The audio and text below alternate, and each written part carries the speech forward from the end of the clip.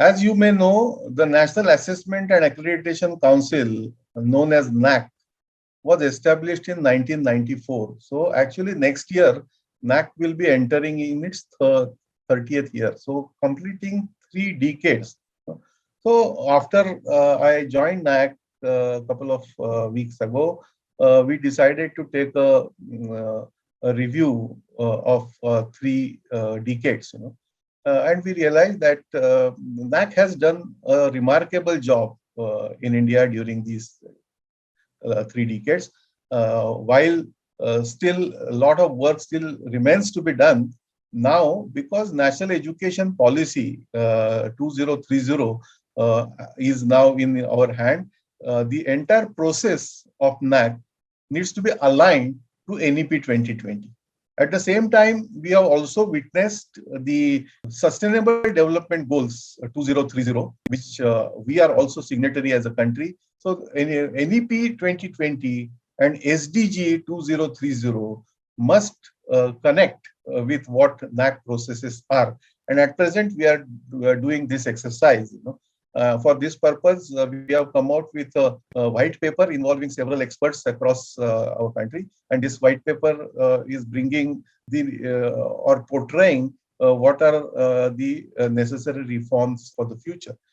Main purpose of accreditation, I must tell you, that it is not again just to give you grades which you can display on your website saying that I am A plus, I am B, or that person is C, or whatever. The purpose of accreditation actually is to improve quality. That is the real objective of this entire process. So raising the bar of quality of higher education and research in India. And I must tell you that for doing that, the NEP has given several pointers. And we are saying that our existing process, to look more at the input, whatever universities are giving, and the input-driven process of assessment, we think that it is not complete. And so we'll have to really change this input-based process to outcome-based process. So rather than how much constructed area is there in your university, how much of acres of land is there in your university, it is more important to know, and not just number of faculty members in your university, but what is the quality of your faculty members in your university. How much of your students who come out of your university are really educated in the true sense. Because we differentiate now between the educated person and a degree holder. A person or universities may be giving degrees, but are you really creating educated people or educated students? That is the real question. It is not very easy to measure that. But now with the help of new technology like artificial intelligence and the new initiatives of Government of India like One Nation, One Data, this is possible.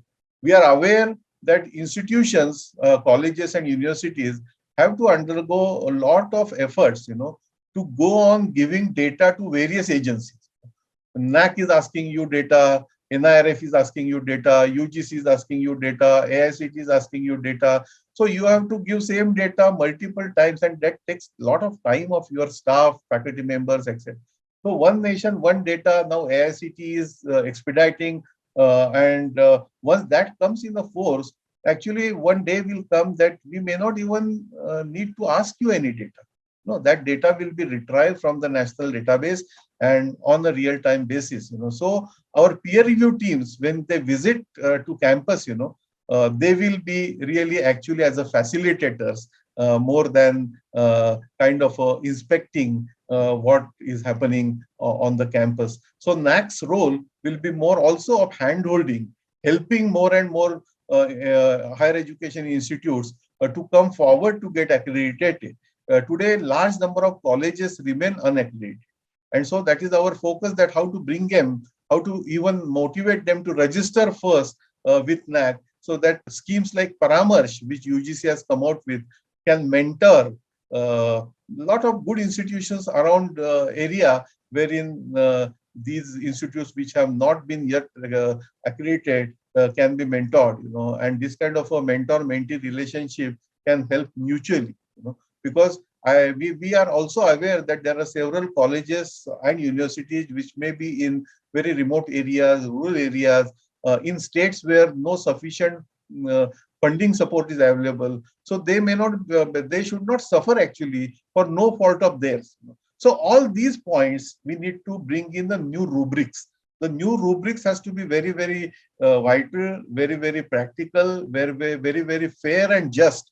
And we all are working together. Very soon you will find that the draft white paper will be uploaded on the website for the comments from larger community, from academic community, as well as for people, And based on this exercise, we hope to come out with a new, more robust, more fairer rubrics of assessment and accreditation. And with this, I would say that most important component of this will still remain academic research and research culture in your institution.